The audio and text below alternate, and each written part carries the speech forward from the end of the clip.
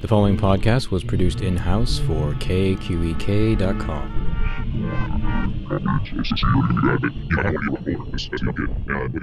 Welcome to KQEK.com's first podcast of 2015 and a new year of eclectic interviews and film and soundtrack reviews.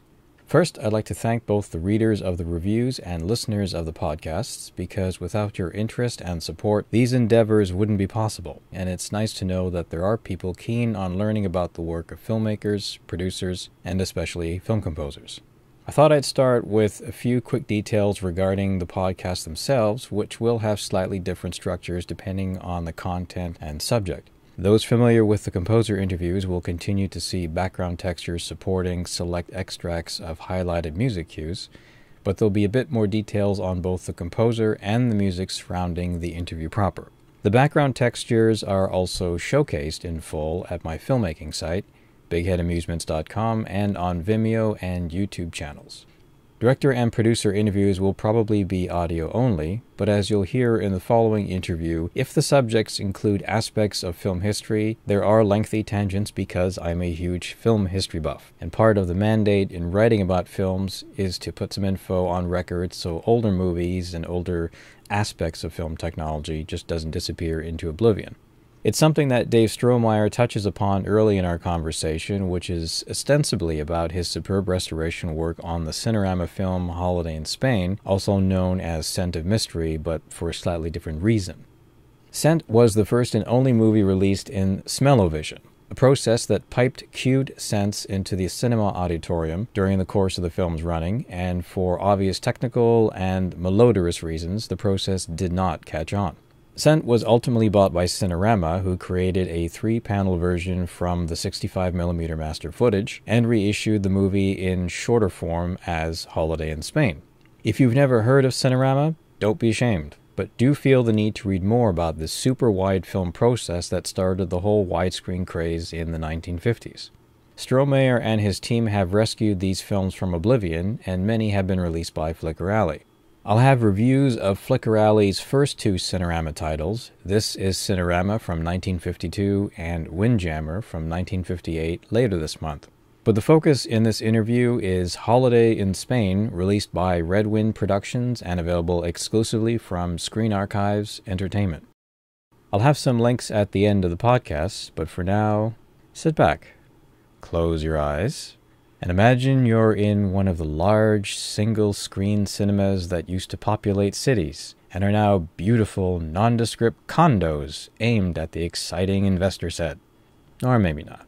You've just seen journalist and presenter Lowell Thomas discuss the history of film and its leaps from silent to sound technology, from square to widescreen framing, from mono to something new called stereophonic sound.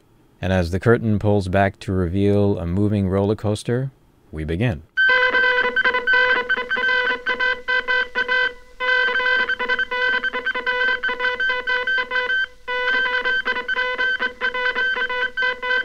The pictures you are now going to see have no plot. They have no stars. This is not a stage play, nor is it a feature picture, nor a travelogue, nor a symphonic concert, nor an opera. But it is a combination of all of them. In fact, it is the first public demonstration of an entirely new medium, which we believe is going to revolutionize the technique of motion picture storytelling. Ladies and gentlemen, this is Cinerama.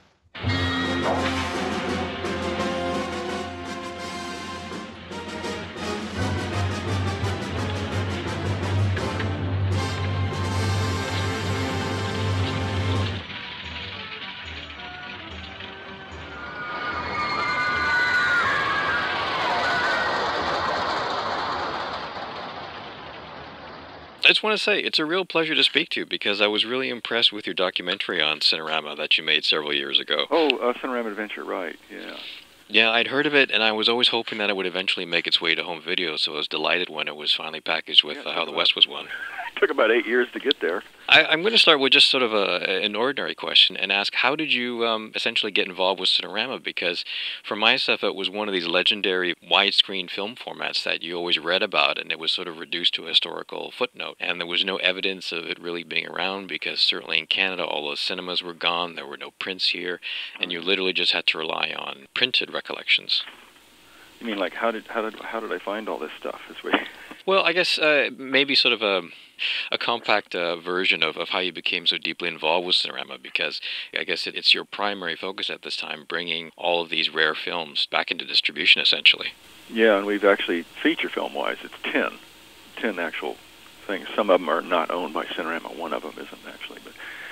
But no, it all started with doing that documentary, I suppose, because I had so often, having worked out here in Hollywood since 1972, at the studios and stuff, when Cinerama should have been fresher in people's minds. Like in the mid-'70s or something, you'd go to a cocktail party and someone would talk about some IMAX film, or they did something in 70 millimeter and it's playing at the Dome or something like that, you know. And I'd say, yeah, did you ever see that original Cinerama process back in the 50s? And people, usually my age or a little younger, would say, what was that? You know, so I said, gosh, that was a household word when I was a kid. Everyone knew what Cinerama was, you know, in my little grade school in KQEK, Iowa. You know, we all knew what it was. Most of us would never see it, but, you know, I got the opportunity to see it, so it kind of got caught in my crawl. And then I saw it again years later with How the West Was Won in the mid-'60s. And so I was kind of surprised that it still wasn't a household word. So I did a little investigating and found a guy in Dayton, Ohio, John Harvey, who had restored some old projectors and was able to show a few surviving prints. I went back there with a friend and shot some footage in the late 1990s.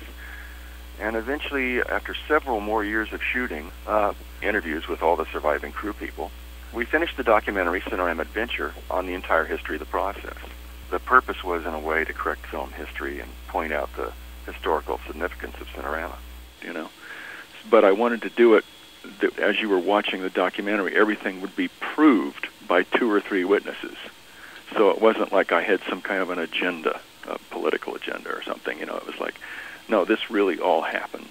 And I think I succeeded. You know, Leonard Maltin and all the film historians, even Martin Scorsese, saw it a couple of times and ran it for his friends. We're all saying, yeah, I'm glad you corrected the history here, because it was a little out of control. Everybody was saying CinemaScope was the big deal, you know, which it was, but Cinerama was there first, and it lasted something like 14 years, so. Well, the history of it I thought was fascinating, because the guy who developed it, he originally had a more elaborate version that he did for the military, which was designed for for fighter pilots, for training. Yeah. And it's amazing how that led to an exhibition format, and just the whole complexity of developing the technology, implementing it into cinemas, and the fact that it was really sophisticated. I was blown away that it even contained stereophonic sound. Oh, yeah, yeah. It was a huge expansion from what they did on Fantasia. The sound guy, Hazard Reeves, actually saw Fantasia and was a little disappointed. He was expecting something bigger, I guess. I don't know. And so that was part of the reason, you know, this is uncharted territory in those days, you know, to come up with this whole new way of even recording things and stuff, you know, with the magnetic film, you know. But I thought it was a bunch of crazy guys that pulled something off, and I think the reason it didn't last was they moved out here to Hollywood, and it got too hard to make these films, and something would have come along to superseded it at some point anyway, probably so. But the fact that it lasted so long compared to 3D, because they always compare Cinerama to 3D in the 50s, you know, it came and went real fast, and so we wanted to make sure that that was known, that it lasted a long time before it finally faded out. You know? Well, I know for myself, I think it was maybe 10 years ago, the only traces of Cinerama really that you could see were often just bootlegs that people had sold on eBay, which were tapings of partial Cinerama screenings where maybe one panel was present, or maybe 2 panels were present, or really crude assembly. I think Windjammer was one that was circulating on the internet. In fact, almost all of them came out that way. There's a guy who lives in Australia, John Mitchell, and he saved a lot of the original Cinerama equipment from an old Cinerama theater that I think closed in the 1970s. They still had a lot of the old equipment apparently in the basement, including an original set of old faded prints. Well, he rescued all this stuff, hauled it home, and built a projection room in his garage, put a curved screen in his backyard, and would invite neighbors, film geeks, and friends over for periodic Cinerama screenings. And he just did this because he loved the process, and it was sort of a really a hobby thing. In fact, some of the elements that we've used in these restorations, including a couple of the extras, actually came from John. So a film geek friend of his then videotaped many of these shows off of John's screen in the backyard, allegedly for his own home use. Then this guy figured they must be out of copyright or something, so he started to sell copies on eBay. And the Cinerama company, which is part of a theater company out here in Los Angeles, said cease and desist. And he said, well, I have the copyright. You guys don't own the copyright anymore, blah, blah, blah, which they have let some of them slip. But you can still regain copyright if you got a good lawyer, and so this guy was selling them, claiming that these were public domain and da-da-da-da, So when we started restoring these films, he was starting to come after us. Well, we're the legitimate people here. What do you mean? And we knew ours was going to obviously look a million times better than his because we had most of the original elements here. The format Smilebox allows, and the 5.1 mix allows you to recopyright everything. Ah, I see. In fact, that you put the curtains on it and all that stuff. We wanted to do that anyway, but that helps set up the fact that now you have a modified version, and it happens to come from the same people who originally owned the copyright on those films or have a paper trail of it.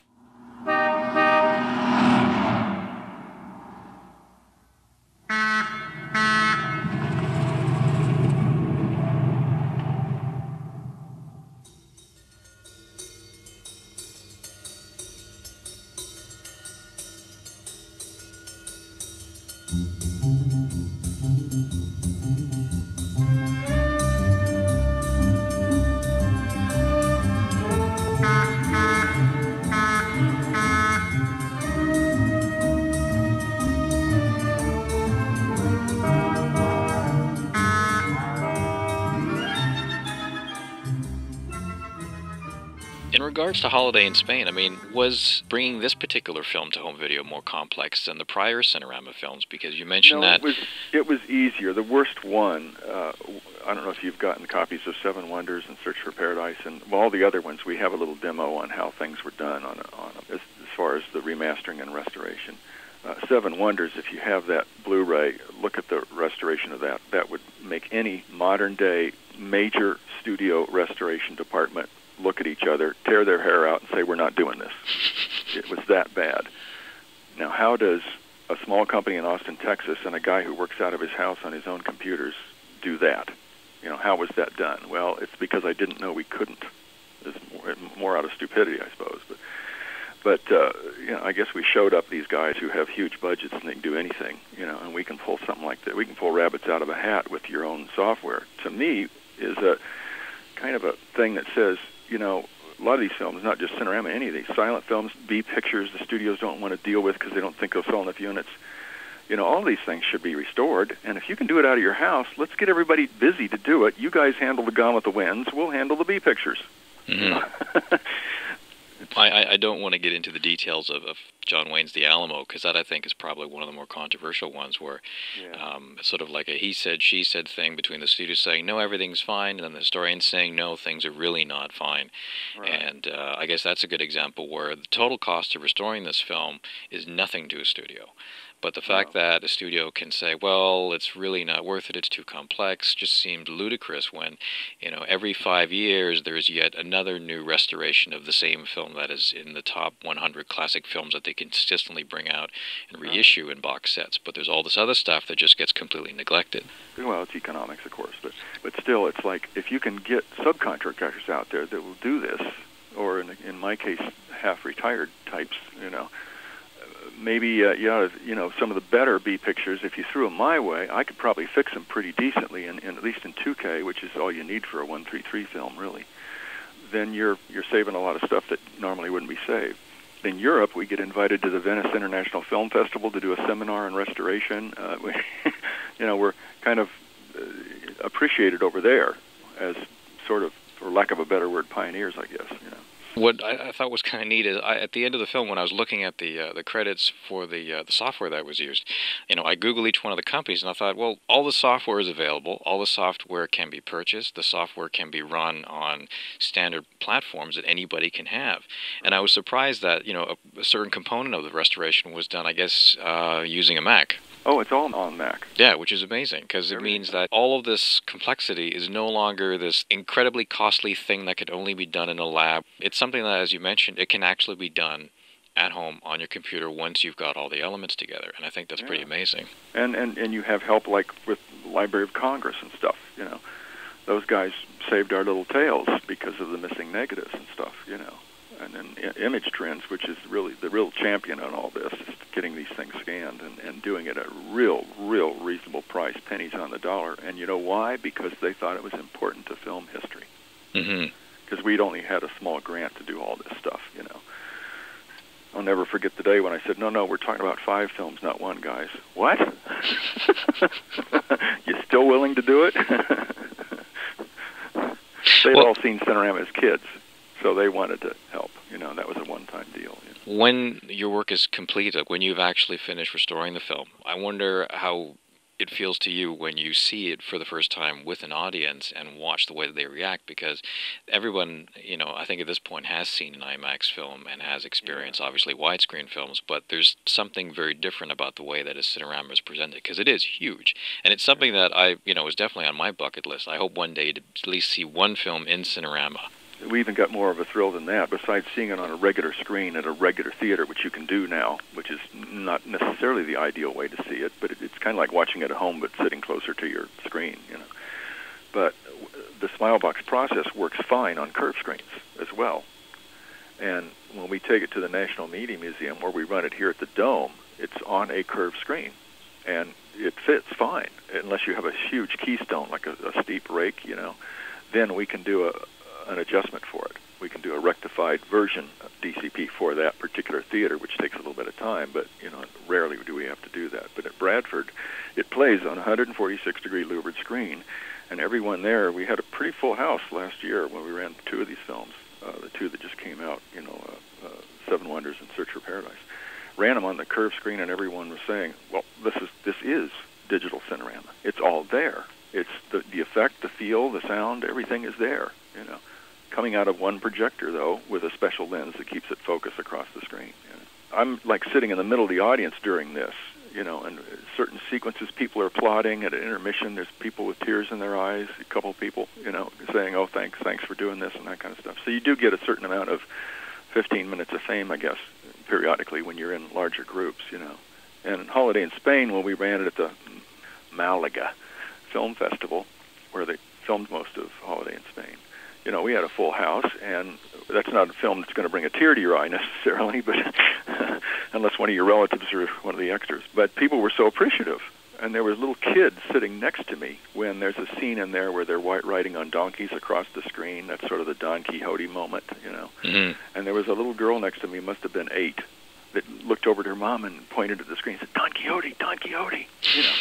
And no one ever mentions Don Quixote in relationship to Holiday in Spain, but this little kid got it, you know, a local kid from Malaga, you know.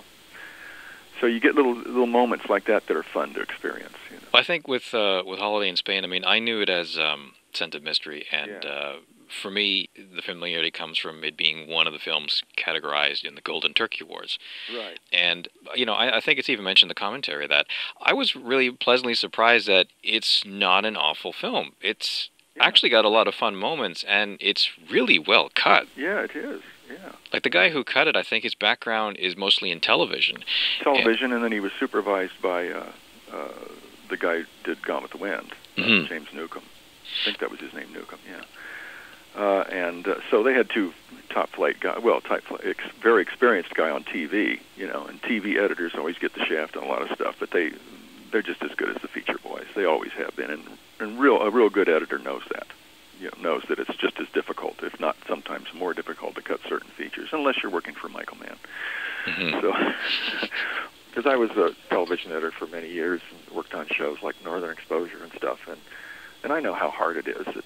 It's just as hard as a feature, unless it's some big epic, visual effects thing or something.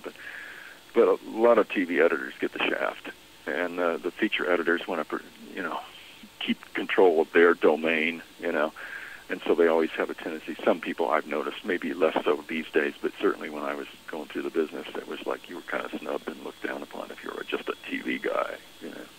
Yeah, for me, I think the scenes where Denham Elliott is sort of racing down the mountain, or especially that shootout scene, that's really well cut. It's a very kinetic sequence. And I imagine that on the big screen really is impressive because I was just in awe of that location. I mean, for myself, I'm going to watch the film again simply because it sounds kind of funny. It was a lot to absorb even on Blu-ray because you're consciously aware of you're watching something unique, you're watching something in Smilebox, so you're getting that effect of what Cinerama was like, just in a more intimate way, I guess.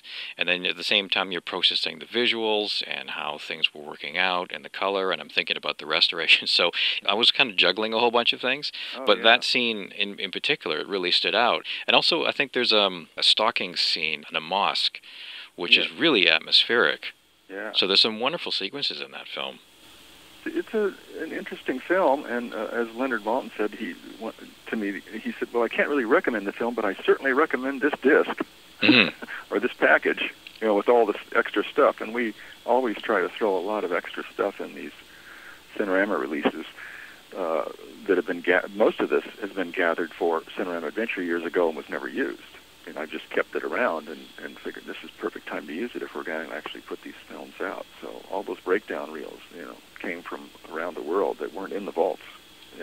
Someone saved one in New Zealand or something and sent it to me and that kind of thing. So it's kind of a world effort, really, to preserve Cinerama in a way, because I got so much stuff from other people who, once they figured we were going to do this, they wanted to contribute in some way. That's why there's all these thank yous at the end of it.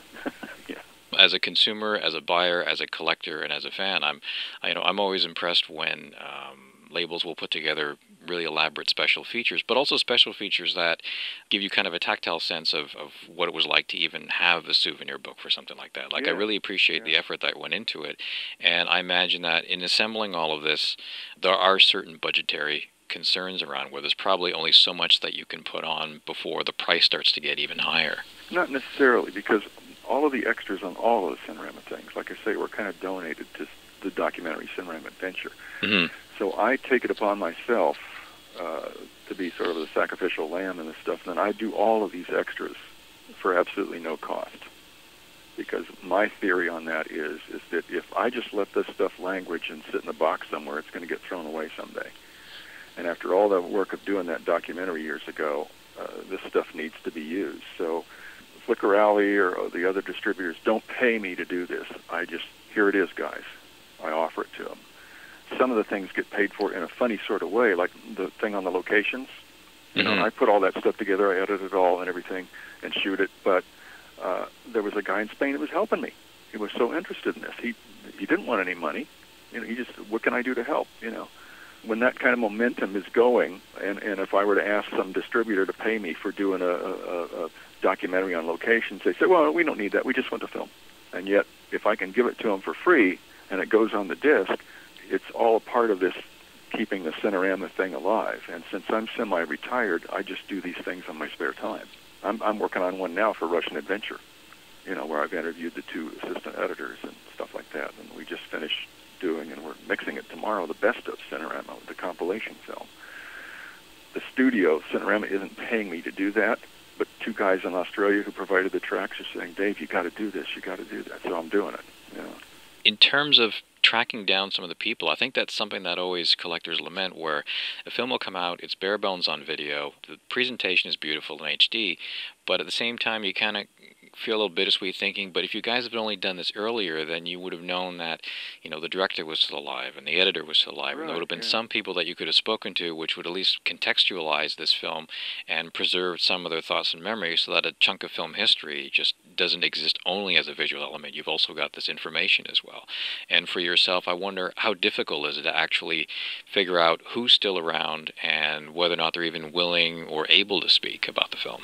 It's not terribly difficult because of the internet to a certain extent. You can find people sometimes, or if you heard that someone lives in, Ohio or something, and eventually you can track them down.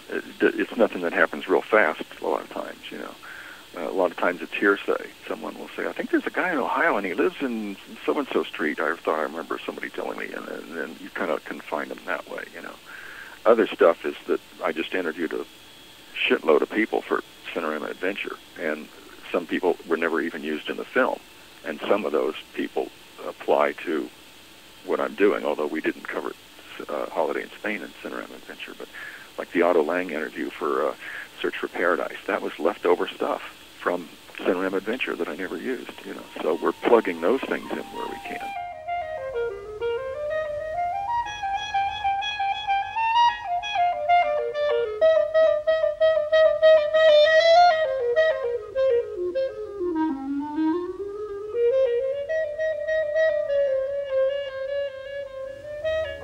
Follow a butterfly or a girl. Go through the land tilting at windmills.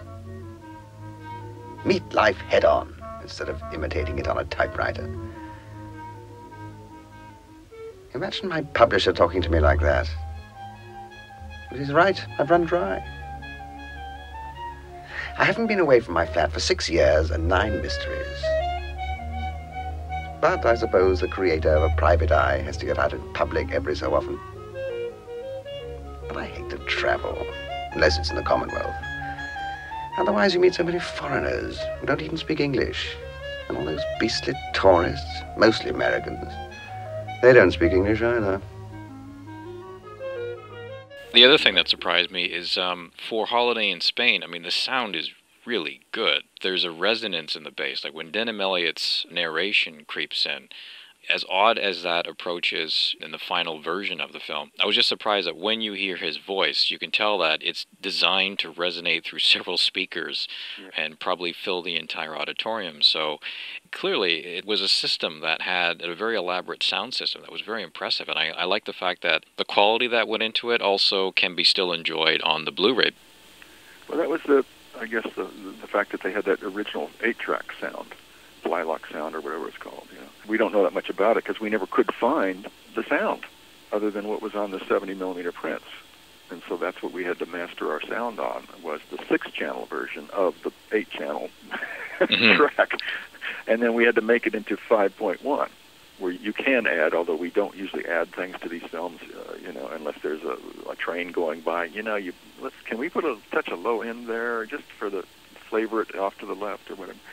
We've done those kind of things because we figure that we're taking something that probably really did exist in the 8-channel and making it happen in 5.1, you know. So we're adapting it a little bit. But all these films had pretty decent sound from the magnetic, but none of them could we find the stems. It was all coming from print masters and or actual print mag track that went out to the theaters and stuff. They didn't keep the vaults very well. You know, it was sort of an afterthought. Put those in the shed in the back, you know, kind of thing. You know. I remember being excited years ago when, I think it was Fifth Continent Music Corporation put out a CD of This is Cinerama. So for me, that was my first taste of Cinerama, at least just from the audio end, to listen to the variety of music and get a hint of some of the visuals that inspired the music and some of the source music that was on there. So you get a sense of the exotica. Coming back out again because of the sepia records in England. Mm-hmm. And a guy out here who's sort of the audio version of me who's trying to get things restored and stuff. And he's the one that's putting them out, Robert Weisgerber. And they're going to do one on the best of Cinerama now that we're remastering it. And we have located one M&E track for one act, which means it won't have Lowell's voice and you'll get more music, you know, we're not really sure what section it is, but they're transferring them now over to a place called Audio Mechanics. And we have located I think they're still transferable, original 7-channel recordings from the tennis court of This is Cinerama, which is first generation mag.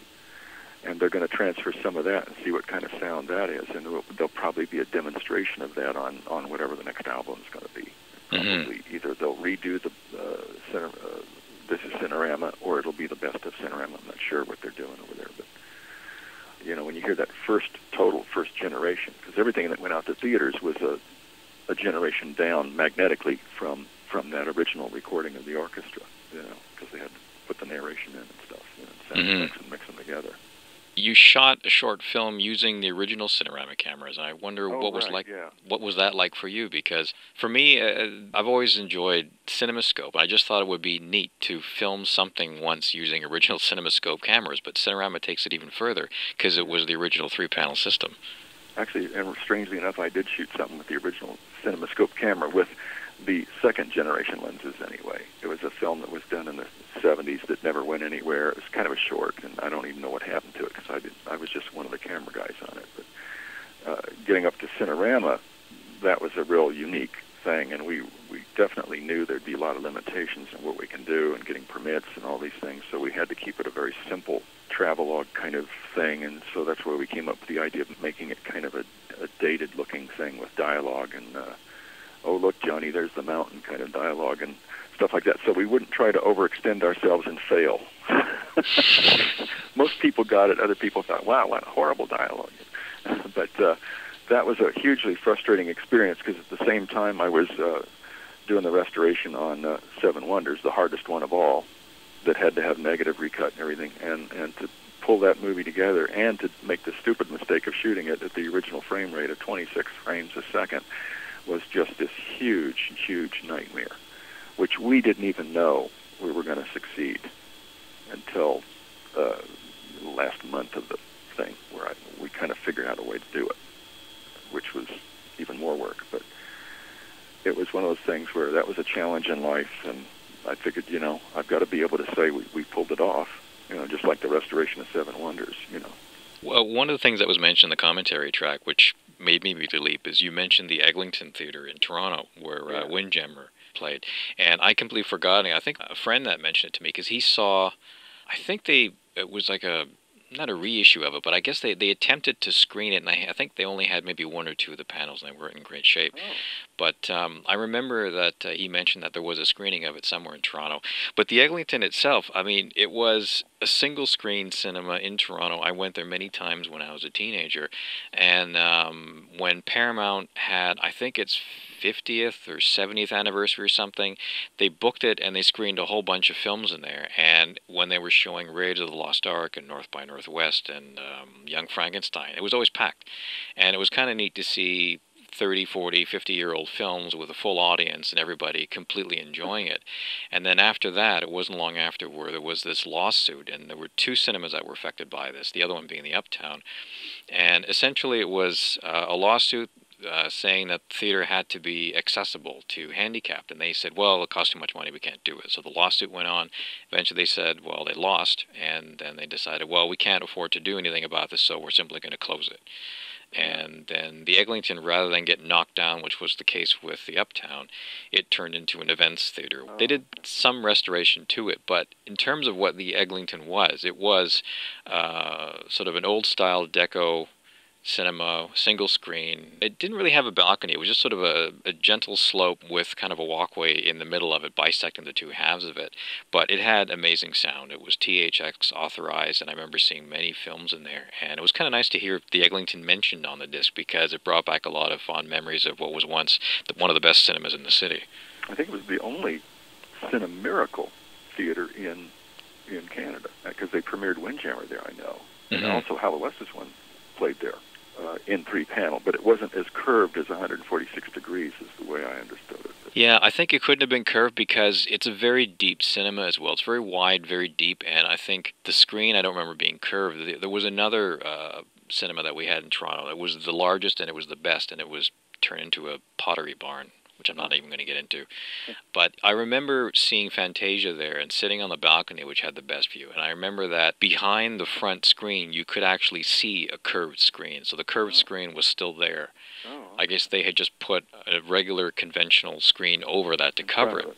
That's what they have in Seattle nowadays for most films. They run it on the regular semi-curved screen as opposed to the 146. Well, thanks so much for talking to me. I really, really appreciate it. Okay.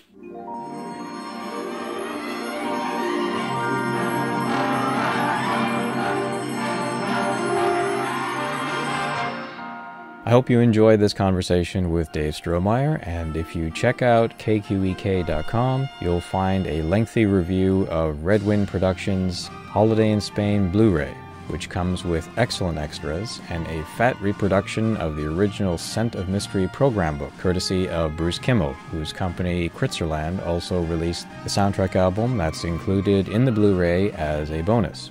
Also at KQEK.com are text interviews with Strohmaier and Brian Jameson, the man behind Redwind Productions and co-bigwig behind Twilight Time. the label he runs with Nick Redman, whose excellent Blu-rays are exclusively distributed by Screen Archives Entertainment. As mentioned at the top, I'm going through the entire Cinerama catalog currently available from Flickr Alley, and the first two reviews, This is Cinerama and Windjammer, will be up later this month. Before we close, thanks to Redwind's Brian Jameson and Dave Strohmaier for their generous time, and if you like this podcast, please visit KQEK.com's Facebook page or subscribe to our Twitter feed at mondomark_KQEK to express your glee. I know you have some. And feel free to subscribe to the podcast feed on Libsyn, YouTube, and iTunes. The next scheduled podcast is an interview with composer John Murphy, who discusses at length the making of Anonymous Rejected Film Score, an album of a rejected score revisited and expanded by the composer into a new independent work. Lastly, the editorial skills responsible for this podcast are available for hire. If you need audio editing, mixing, and cleaning up interview recordings prior to publication, please visit mondomark.com for more info and demo reels. Until next time, this is Mark R. Hassan, editor of KQEK.com. This podcast is copyrighted 2015 by Mark R. Hassan.